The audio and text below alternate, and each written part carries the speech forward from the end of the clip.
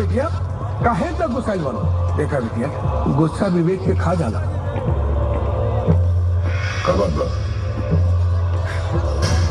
छुप के बात करेला और मर्द सामने से तोहारी हरकत हमरा के सोचे पर मजबूर कर देले बा कि हम मर्द के बाही नहीं कि कायर के।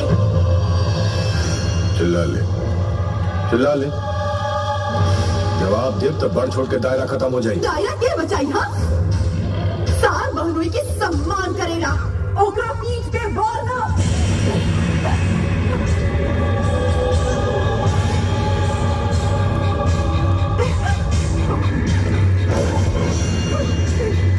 थोड़ी जिद और आसिक के जान लगे खड़ी।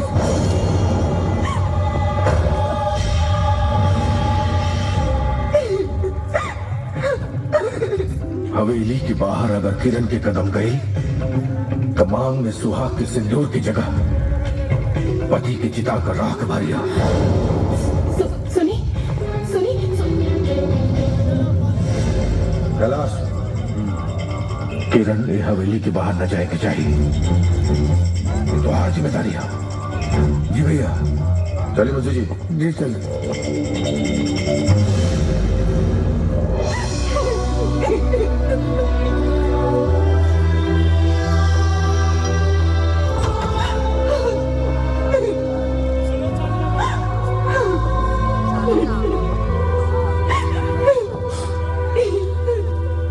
किरण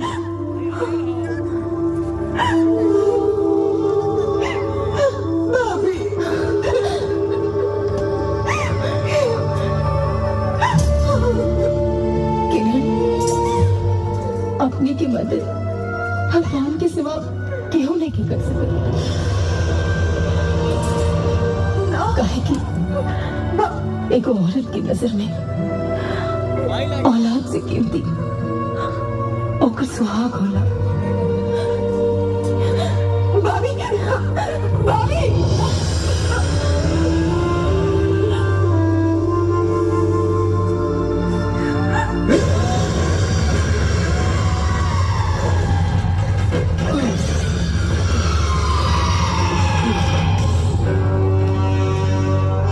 उतरल इश्क बुखार ये भी और बाकी बा। उतरे खातिर अगर चढ़ल रही तो कब के उतर गल रही। अगर तुम लोगों ने ठान ही ली है बिजलियां गिराने की तो अब मेरी भी जिद है उसी जगह आशिया बनाने की। ये इश्क नहीं आसान, बस इतना समझ ले आग का दरिया है और डूब के जाना है। बस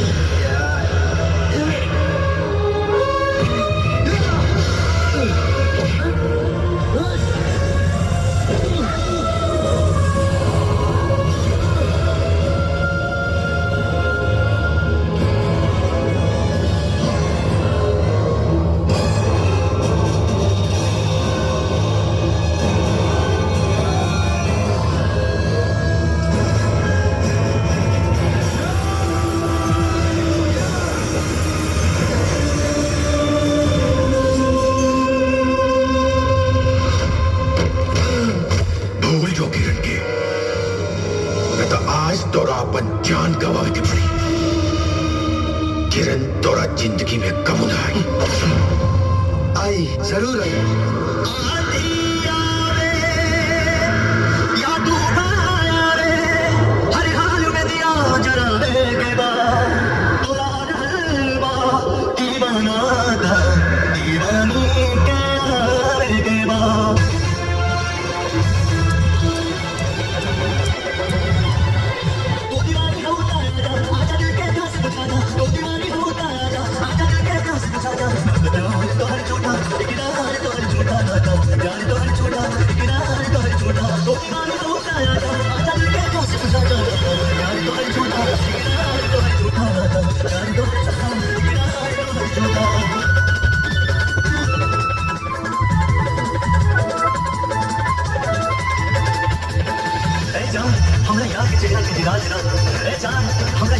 देखा कि बिगाड़ देगा तो हमारा बेचैन दिल के करा देगा लुट गई पानी का मजलिया में बस थोड़ा सा से उठा देगा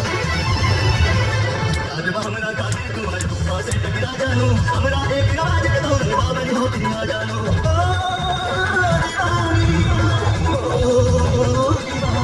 हमरा काटे तू हर गुफा से टकरा जानू हमरा एक राज के दौर बाबन हो दिया जानू इसे गुफा से टकरा जा आता के सदा तू आजा इसे गुफा से टकरा जा आता के सदा तू आजा यार तो छोटा यार तो छोटा यार तो छोटा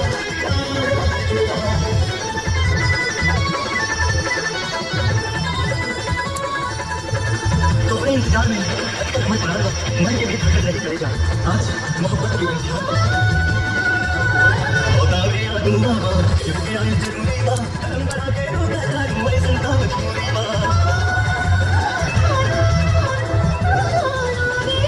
होता गया दूंगा ये आई जरूरी बा हम बना के रोता जाए मैं संता पूरी बा दीवाना के समझा जा आता के आस खुला जा बसिया के झलक दिखा जा आता के प्यास बुझा जा यार तो है छोटा यार तो है छोटा यार तो है छोटा यार तो है छोटा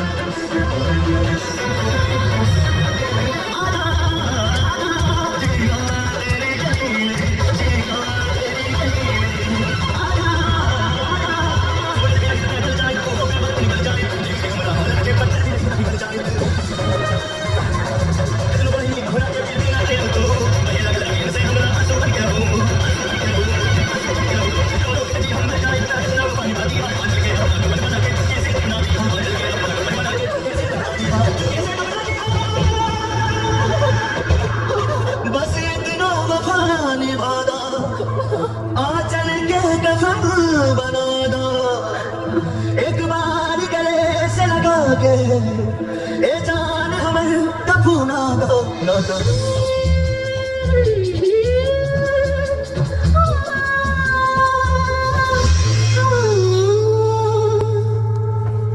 मर गए ससुरा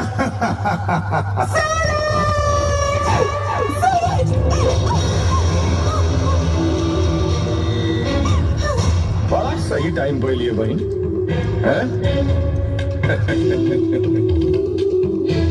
तोरा आशिक की आखिरी ख्वाहिश है तोरा आंचल के कफन बना के उड़े के देख मत उड़ा दे क्या बन उड़ने जीते जीते तोरा पा न सकल मरला के बाद एक आत्मा के शांति जरूर मिल जाई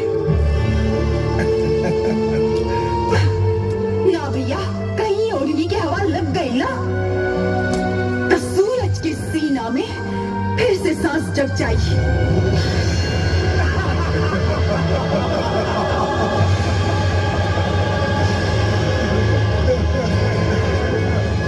लैला के बारे में तो सुन ले रानी कि पत्थर के फूल बना दे ले आज अपना बहन के प्यार की ताकत भी देख लेता है हाँ अरे दिखा तो अपन प्यार की ताकत तो आज फिर दुआ अर्ज तक असर लाई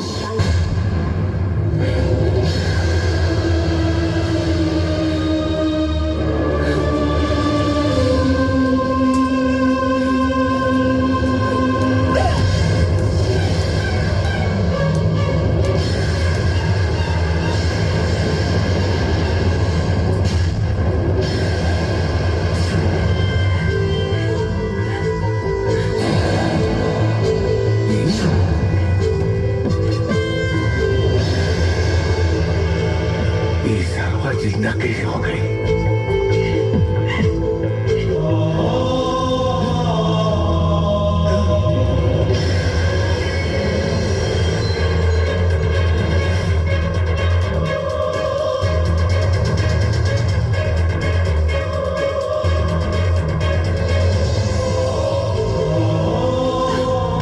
सूरज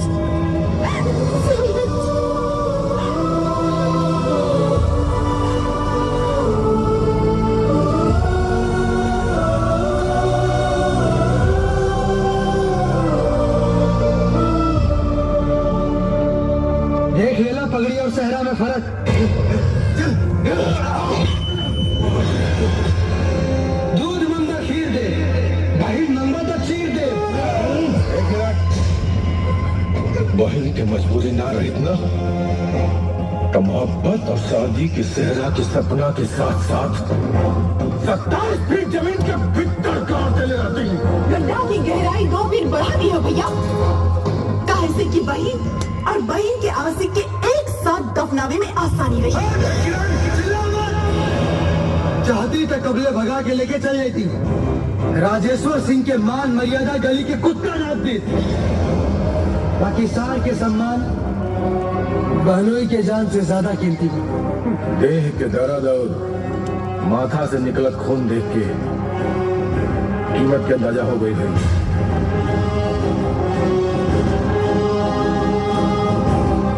दिन तारीख अपने के तय करी।